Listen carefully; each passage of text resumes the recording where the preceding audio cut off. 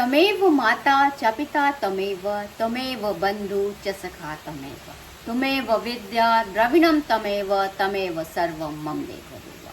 श्रीमद् भागवत गीता के चौथे अध्याय में ज्ञान कर्म संन्यास योग का वर्णन है। इस अध्याय में भगवान श्री कृष्ण अर्जुन को दिव्य ज्ञान देते हैं और उस ज्ञान के विश्वास को मजबूत करते हैं। गीता के चौथे अध्याय के महत्व की प्राचीन कथा जो भगवान शिव ने माता पार्वती को बतलाई कुछ इस प्रकार है। श्रीमद् भागवत गीता के चौथे अध्याय के महत्व की कथा। भगवान शिव कहते हैं, प्रिय, अब मैं चौथे अध्याय का महत्व बतलाता हूँ, सुनो। भागीरथी के तट पर बनारस नाम की एक पुरी है। वहाँ विश्वनाथ जी के मंदिर में भरत नाम के एक योगनिष्ठ ब्राह्मण रहते थे, जो प्रतिदिन आत्मचिंतन में तत्पर हो आदर पूर्वक गीता के चतुर्थ अध्याय का पाठ किया करते थे।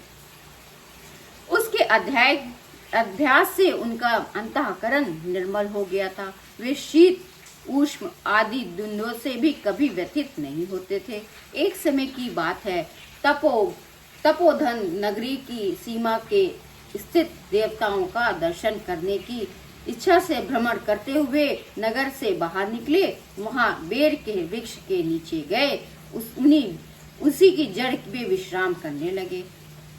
एक वृक्ष के जड़ में उन्होंने अपना मस्तक रखा और दूसरे वृक्ष के मूल में अपना पैर टिका हुआ था। थोड़ी देर बाद जब वे तपस्वी चले गए, तब बेर के दोनों वृक्ष 5-6 दिनों के भीतर सूख गए। उसमें पत्ते और डालियां भी नहीं रह गई। तत्पश्चात वे दोनों वृक्ष कहीं ब्राह्मणों के पवित्र गृह में 2 कन्याओं के रूप में उत्पन्न हुए।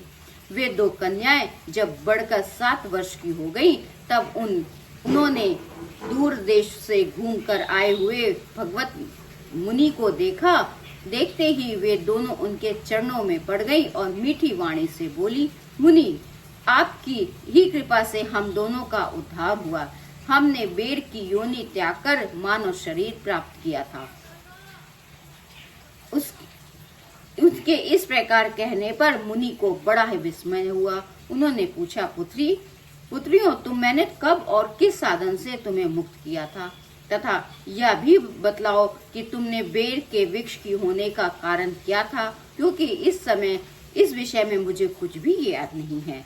तब वे कन्याएं पहले तो अपने बेर हो जाने का कारण बतलाती हुई बोली, मुनि, गोदावरी नदी के तट पर छिन्न पाप नामक एक उत्तम तीर्थ है, जो मनुष्यों को पुण्य प्रदान करने वाला है। वह पावन चरण सीमा में पहुंचा हुआ है।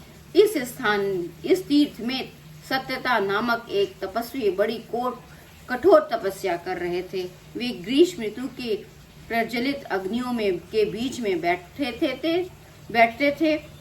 वर्षा काल में जल की धारा में अपने मस्तक में बाल सदा भीगे रहते थे, तथा जाड़े में वे जल में निवास करने के कारण उनके शरीर हमेशा रोएटे खड़े रहते थे। वे भीतर बाहर से सदा शुद्ध रहते, समय समय पर तपस्या करते तथा मन और इंद्रियों को संयम में रखते हुए परम शांति प्राप्त करके आत्मा में ही रमण करते थे। वे अपनी विद्वता के द्वारा जैसा व्याख्यान करते थे, उसे सुनने के लिए साक्षात ब्रह्मा भी प्रतिदिन उनके पास उपस्थित होते और प्रश्न करते थे।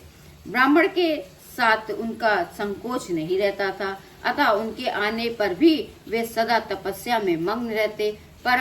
परमात्मा के ध्यान में निरंतर संलग्न रहने के कारण उनकी तपस्या सदा बनी रहती थी। सत्यता को जीव मृत्यु के समान मानकर इंद्र को अपने समृद्धिशाली पद के संबंध में कुछ भय हुआ। तब उन्होंने उसकी तपस्या में सैकड़ों विघ्न डालने प्रारंभ कर दिए। अप्सराओं के समुदाय से हम दोनों को बुलाकर इंद्र के पास आदेश दिया, तुम दोनों उस तपस्वी की तपस्या में विघ्न डालो जो मुझे इंद्र पद से हटाने कर स्वयं स्वर्ग राज्य भोगना चाहता है। इंद्र का यह आदेश पाकर हम दोनों के सामने से चलकर गोदावरी के तट पर जहाँ वे मुनि तपस्या करते थे आई। वहाँ मंद एवं गंभीर स्वर से बजते हुए मृदंग और मधुर वेणुनाद के साथ हम दोनों ने अन्य अप्सराओं के सहित मधुर स्वर से गाना आरंभ किया। इतना ही नहीं, उन योगी महात्मा को वश करने के लिए हम लोगों ने स्वर्ग, तार और लय के साथ नृत्य भी करना प्रारंभ कर दिया। बीच बीच में जरा जरा सा आंचल सरकाने पर हमारी छाती भी दिखने लगती थी। हम दोनों की उन्मत्त गति काम भाव का उत्पीड़न करने वाली थी, किंतु उन निर्विकार चित्त वाले महात्मा के मन में क्रोध का संचार कर दिया।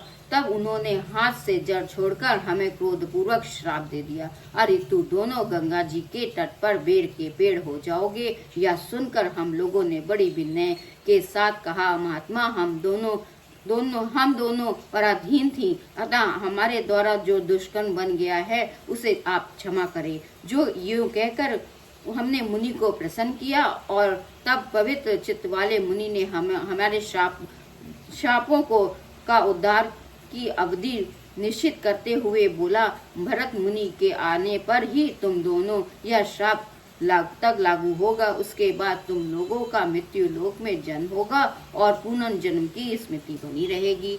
मुनि जिस समय हम दोनों ने बेर वृक्ष के रूप में खड़ी थी, उसी समय हमारे समीप आपने आकर गीता का चौथे अध्याय का अध्ययन किया। जब करते हुए आपने मेरा उद्धार किया था, अतः आपको मैं प्रणाम करती हूँ। आपने केवल श्राप से ही नहीं, इस भयानक संसार से भी गीता के चौथे अध्याय के पाठ से हम दोनों को मुक्त कर दिया। भगवान शिव कहते हैं, उन दोनों के इस प्रकार कहने पर मुनि ही बहुत प्रसन्न हुए। उन्हें पूजित होकर विदा लेकर जैसे आए थे वैसे चले गए और वे कन्याएं भी बड़े आदर के साथ प्रतिदिन गीता के चतुर्थ अध्याय का पाठ करने लगी, जिससे उनका उद्धार हो गया। जो प्राणी गीता के चौथे अध्याय के महत्व की कथा सुनता है, पढ़ता है या सुनाता है, उसका सभी प्रकार से उद्धार हो जाता है। ओम श्री कृष्णम वंदे जगद्गुरुम श्री हरि।